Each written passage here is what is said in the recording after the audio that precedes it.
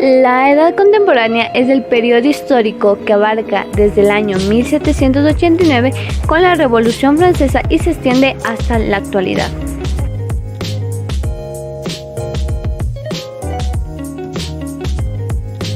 La Revolución Francesa fue un movimiento político, social e ideológico que se desarrolló en Francia desde 1789 hasta 1804. Tuvo como protagonistas a opositores y partidarios del antiguo régimen. El sistema político, social y económico se caracterizaba por una monarquía absoluta y una sociedad estamental, dividida legalmente en sectores privilegiados y sectores no privilegiados, la cual puso fin al absolutismo, el feudalismo, la servidumbre y los privilegios del clero y la nobleza. Sus lemas fueron libertad, igualdad y fraternidad. Junto a la Revolución Industrial, marcan el comienzo de una nueva etapa en la historia europea, conocida como Edad Contemporánea. La Revolución Industrial es un periodo histórico de transformaciones económicas y sociales entre 1760 y 1840. Desencadenó cambios sin precedentes para las sociedades de todo el mundo. Se caracterizó por el uso de nuevas tecnologías aplicadas a la producción en masa. La primera invención que permitió esta nueva forma de producción fue la máquina de vapor, cuyo combustible era el carbón mineral. El inicio de la Revolución Industrial fue en Inglaterra, dado que en ese país presentaban las condiciones económicas, políticas, sociales y tecnológicas necesarias para este gran cambio. Hasta el siglo XIX, la Revolución Industrial ya era parte de las sociedades de Europa, Estados Unidos y Japón.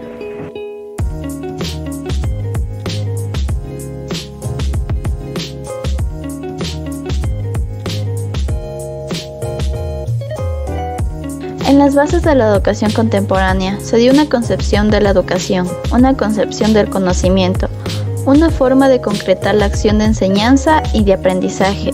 También una concepción definida de la cultura, es decir, una visión de antropología cultural. También se dio una respuesta acerca de la conducta del hombre en la sociedad, tarea que recae en la ética. Una declaración de las relaciones entre ciencia de la educación y sus posibles desarrollos teóricos, que abre paso a la reflexión epistemológica. Características en la educación contemporánea. En el siglo XIX surge la concepción de la escuela como la institución básica. El pensamiento pedagógico puede decirse que comenzó su desarrollo desde los propios albores de la humanidad. Surgen las denominadas escuelas para la enseñanza de los conocimientos. En el siglo XX se organiza la educación con criterio social económico, desde la preescolaridad hasta el nivel superior.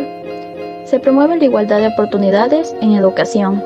Se aprecia más ampliamente la objetividad de la enseñanza. El docente es ilustrado a los efectos de su perfeccionamiento cultural y educativo.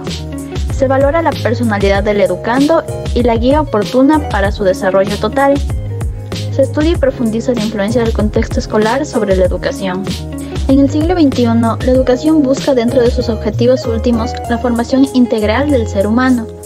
Busca intervenir en las dimensiones cognitivas, es decir, los conocimientos, axiológicas de los valores y motora de las habilidades y destrezas para mejorar la calidad de vida.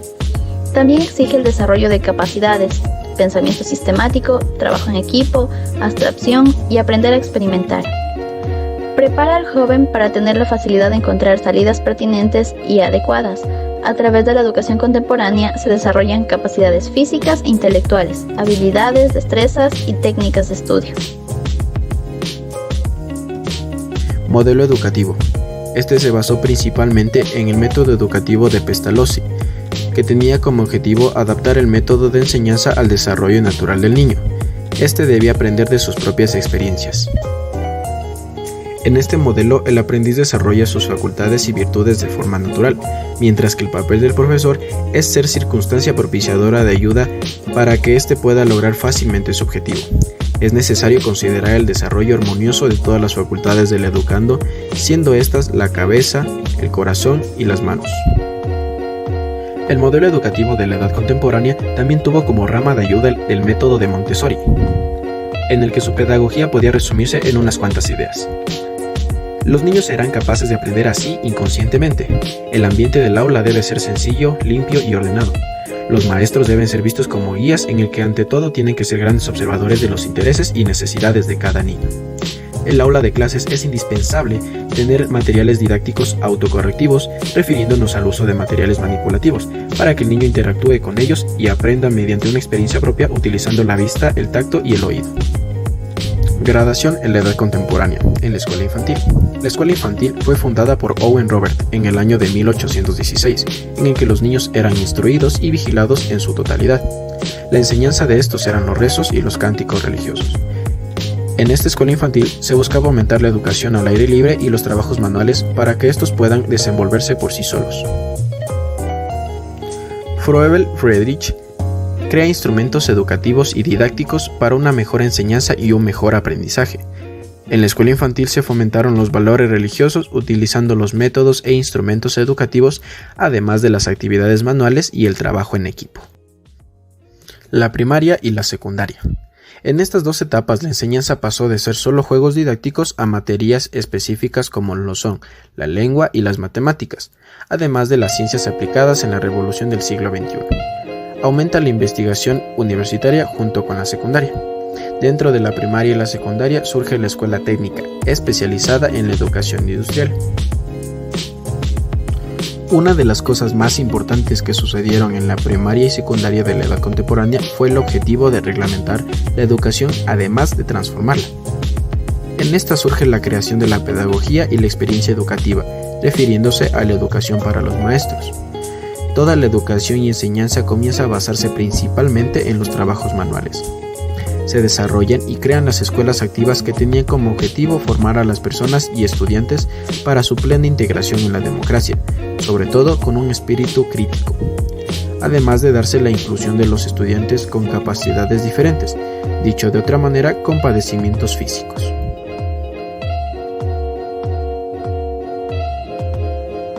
Método de María Montessori.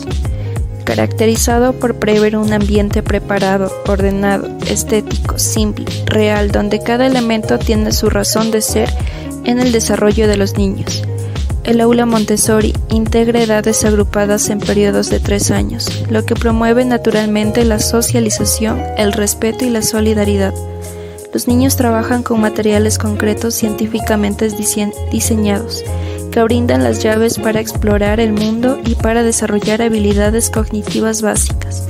Los materiales están diseñados para que el niño pueda reconocer el error por sí mismo y hacerse responsable del propio aprendizaje. La educación Montessori cubre todos los periodos educativos desde el nacimiento hasta los 18 años, brindando un currículo integrado. John Dewey. Para Dewey, el pensamiento que no conduce a mejorar la eficacia en la acción y aprender más acerca de nosotros mismos y del mundo en el que vivimos es algo que se queda solo en pensamiento, de la misma forma en que la habilidad desarrollada sin pensar se desconecta de los propósitos para los cuales será utilizada. Dewey propone un método de enseñanza con las siguientes características: que el alumno tenga una situación de experiencia auténtica, es decir, que exista una actividad continua en la que esté interesado por sí mismo, que surja un problema auténtico dentro de esta situación con un estímulo para el pensamiento, que el alumno posea la información y haga las observaciones necesarias para tratarlo, que el alumno tenga la oportunidad y la ocasión de comprobar sus ideas por su aplicación, de aclarar su sentido y de descubrir por sí mismo su validez. Bertrand Russell. En general, Russell considera que la educación es de vital importancia para el desarrollo de los pueblos. Este desarrollo en el niño empieza desde muy temprana edad y debe ocupar mucho tiempo y creatividad para hacer que los frutos se den teniendo en cuenta la naturaleza de cada uno. No todos son iguales, y por eso no todos deben recibir la misma educación. Cada niño tiene diversos talentos, y es con respecto a estas cualidades que debe apuntar la educación de cada uno. Russell tiene la convicción de que la educación debe comenzar desde la más tierna edad y que esta es de vital importancia en los primeros años. La teoría de Jean Piaget. La teoría de Piaget, mejor conocida como teoría del desarrollo cognitivo humano de Piaget, es un modelo teórico sobre la naturaleza y formación de la inteligencia de los seres humanos. postulado por el psicólogo suizo Jean Piaget, 1896-1980. Para Piaget, la inteligencia estaba directa y necesariamente vinculado con el periodo de la infancia de los individuos. Tipos de inteligencia. Inteligencia operativa. El aspecto activo de la inteligencia, encargado de las acciones frontales o encubiertas que permiten anticipar, según o reponerse de los cambios de la realidad. Inteligencia figurativa. El aspecto más estático de la inteligencia, encargado de la representación de la realidad, es decir, de los labores de observación, imitación y gestación de impresiones mentales como el dibujo y el lenguaje. Las 4 etapas. Piaget propuso comprender el desarrollo cognitivo humano a partir de las 4 etapas distintas, cada una provisiona de características diferenciales y durante las cuales se van fijando ciertos esquemas mentales y de aprendizaje. Estas etapas son: 1. Sensorio-motora, de 0 a 2 años. El aprendizaje es mediante los sentidos e interacciones con objetos. 2. Preoperacional, de 2 a 7 años. Desarrollo de la función simbólica, lenguaje oral y escrita. 3. Operaciones concretas, de 7 a 12 años. Operaciones mentales simples como la reversibilidad. 4. Operaciones formales, de 12 años a la adultez. Pensamiento lógico, abstracto, conductivo y deductivo. Rol del docente. El rol demanda más que vocación. Debe tener dominio sobre los ordenamientos, estar dispuesto al continuo aprendizaje. Debe ser crítico, abierto al cambio, flexible, intérprete, innovador, práctico para usar una gran variedad de herramientas. El perfil del maestro contemporáneo. 1. Buscadores, analizadores y evaluadores de información. 2. Solucionadores de problemas y conciliadores. 3. Diseñadores de experiencias productivas con el fin de desarrollar competencias. 4. Generar actividades en el aula que reten los conocimientos de los estudiantes. 5. Evaluar el aprendizaje en el contexto diario. El rol del alumno. El alumno en la educación de la edad contemporánea viene a ocupar el papel de protagonista, puesto que es él quien debe buscar experimentar y descubrir el mundo de manera autónoma. Tiene una enseñanza didáctica, ya que el alumno se caracteriza por ser interactivo, espontáneo, inquieto, resuelto, crítico y hábil en el uso de las tecnologías. El estudiante actual genera su propio conocimiento, esto solo con la ayuda del profesor, quien viene a ocupar un papel de mediador, puesto que es él quien ayuda al estudiante a guiar en el camino del conocimiento. Es el propio alumno quien produce su aprendizaje y quien dirige, en definitiva, el proceso de enseñanza-aprendizaje. Esto quiere decir que la escuela gira en torno a los intereses del niño o del estudiante. La metodología de la enseñanza. Para empezar, la enseñanza pública debía ser una función esencial del Estado. Esta se caracterizaba por ser laica. Los planes de estudio se diseñaron sobre unas bases para mantener un orden en enseñanza de las disciplinas. Estas bases venían a ser la lógica en la búsqueda de la verdad que cede el paso a la retórica, esto sobre la dignidad del hombre, la comprensión de la obra de Dios, el humanismo como formación en el sentido exacto del término. De acuerdo a María Montessori, en la metodología de la educación se debe hacer uso de materiales didácticos autocorrectivos, tales como materiales manipulativos para que el niño interactúe con ellos y aprenda mediante una experiencia propia utilizando la vista, el tacto y el oído.